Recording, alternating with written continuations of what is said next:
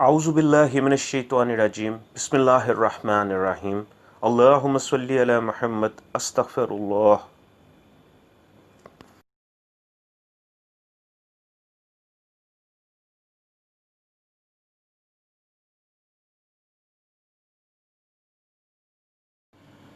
علامہ لاہوتی اپنی کتاب جنات کا پیدائشی دوست میں فرماتے ہیں کہ ایک دفعہ انہوں نے جنات کی پرتکلف دعوت کی، جس میں جنات کے سرداروں سمیت 382 افراد نے شرکت کی۔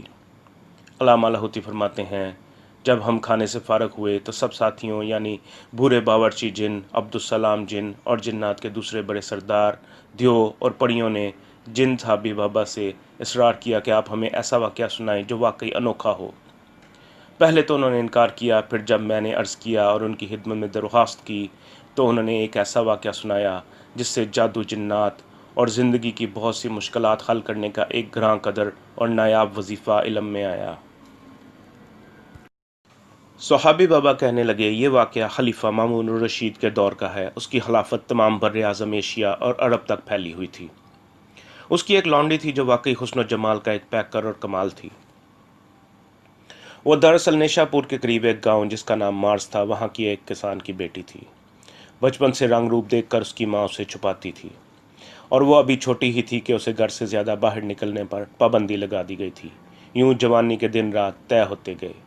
گاؤں کے نوجوان، بلکہ ہر نوجوان کی خواہش تھی کہ اس سے شادی کرے، لیکن اس کے ماں باپ کی خواہش تھی کہ بیٹی ایسے شخص سے بیاہی جائے جو صالحہ ہو، چاہے غریب ہو۔ یہ بات خلیفہ کے ایک وزیر واسق عطا جودری کے ذریعے خلیفہ تک پہنچی۔ اب جب خلیفہ نے اس کسان کے گھر مامون رشید کی اطلاع پہنچائی تو وہ حیران ہوئے کہ ہماری اتنی کیا اوقات ہے، خلیفہ تو ہم سے مقام اور مرتبے میں بڑا ہے۔ خلیفہ تو ہم سے مقام اور مرتبے میں بہت بڑا ہے۔ آخرکار انہوں نے وہ لڑکی خلیفہ کو دے دی۔ خلیفہ نے اسے اپنے حرم کا حصہ بنا لیا اور سب لونڈیوں سے اونچا مقام دیا۔ وہ لڑکی خوش شکل تو تھی ہی، خوش اخلاق بھی تھی۔ خوبصورت لونڈی نے خلیفہ کی زندگی ہی بدل دی۔ اس لونڈی کے آتے ہی خلیفہ کی زندگی میں سب سے پہلی جو تبدیلی ہوئی وہ یہ کہ خلیفہ کی زندگی غربا، مساکین اور پسے ہوئے طبقے کے لیے وقف ہو کر رہ گئی۔ بلکہ اس سے زیادہ خلیفہ کی زندگی میں اور تبدیلی جو آئی وہ یہ تھی کہ خلیفہ نیک اعمال کی طرف متوجہ ہوا۔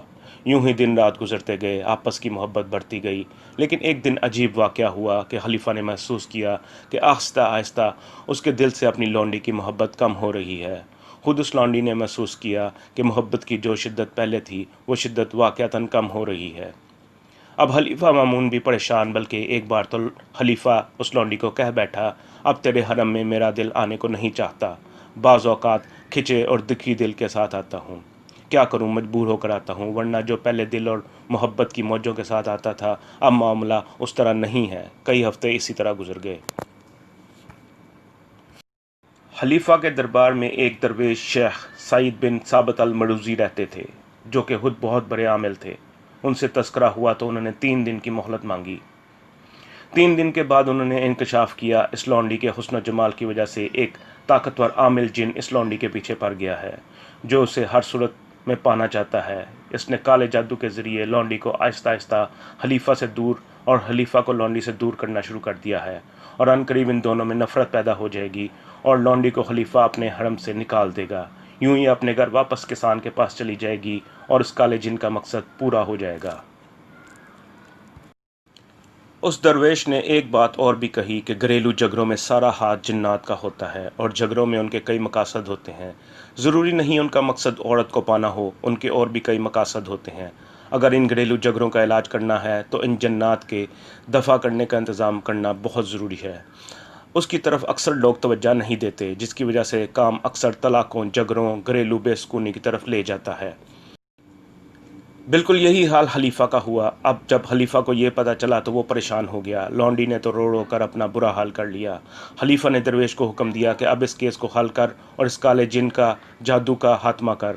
درویش نے کہا، اس کالے جادو میں یہ جن اکیلا نہیں بلکہ اس کے ساتھ اس کی مدد کرنے کے لیے جنات کی ایک بہت بڑی جماعت ہے۔ اس کے مستقل حل کے لیے مجھے بھی جنات کی مدد لینی پڑے گی۔ جب تک جنات کی مدد نہ ہوگی ہرگز مسئلہ حل نہ ہو سکے گا۔ اب بادشاہ اور پریشان کہ اس کا کیا حل کیا جائے۔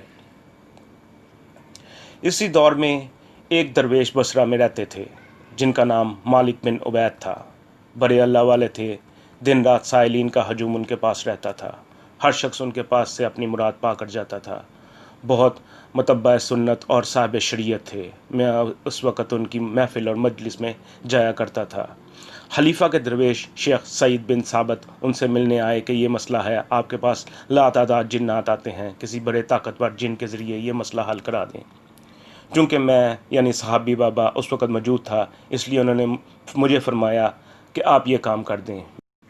میں نے تعمیل حکم میں جی کہہ دیا اور کچھ دنوں کا وقت مانگا۔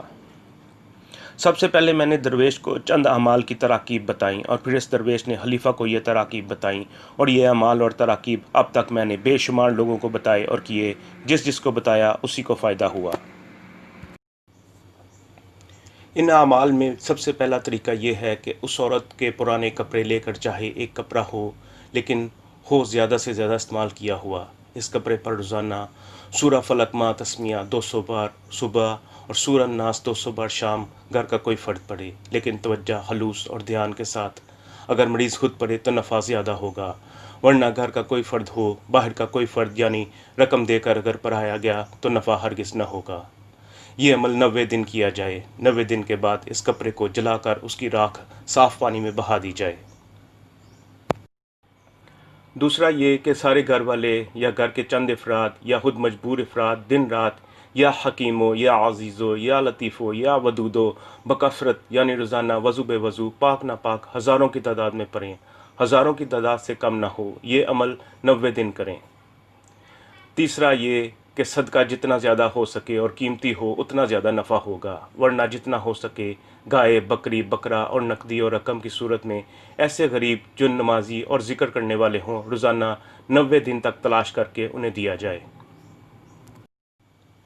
بس یہ عمل میں نے انہیں کرائے، کیونکہ جو شخص یہ تینوں عمل کرتا ہے، ہاں اگر تینوں میں سے ایک عمل بھی کم ہو یا کمزور ہوا تو سورہ فلق اور سورہ ناس کے موکلات ہرگز مدد نہیں کریں گے، اور جناتی سفلی چیزیں، کالا جادو اور جنات ہرگز نہیں ٹوٹیں گے، کیونکہ ذکر اور صدقہ دراصل ان موکلات کی خوراک اور مدد ہے۔ جب تک آپ سورہ فلق اور سورہ ناس کے موکلات کو ان کی خوراک نہیں دیں گے، اس وقت تک وہ ان کالے، ازلی اور گندے جنات سے نہیں لڑیں گے اور انہیں ختم نہیں کر سکیں گے۔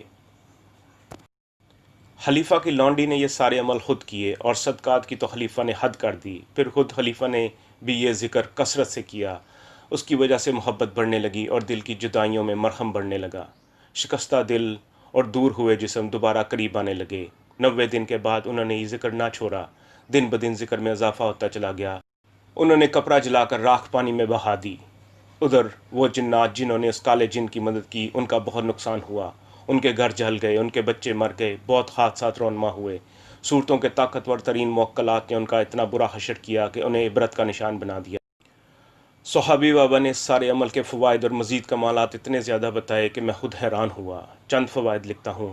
اگر کسی کی اولاد نافرمان ہو، وہ یہ عمل مستقل کرے۔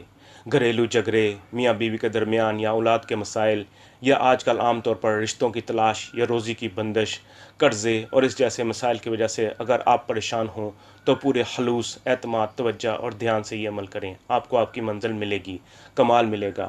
میں نے صحابی بابا سے عرض کی، اگر آپ مہربانی کریں تو مجھے اس عمل کی اجازت دے دیں تاکہ یہ عمل میں جس کو بتاؤں اس کو 100% نفع ہو۔ صحابی بابا نے خوشی سے اس عمل کی اجازت مجھے دے دی، اور میری علامہ لاہوتی پور اسراری کی طرف سے اس عمل کی ہر ایک کو اجازت ہے۔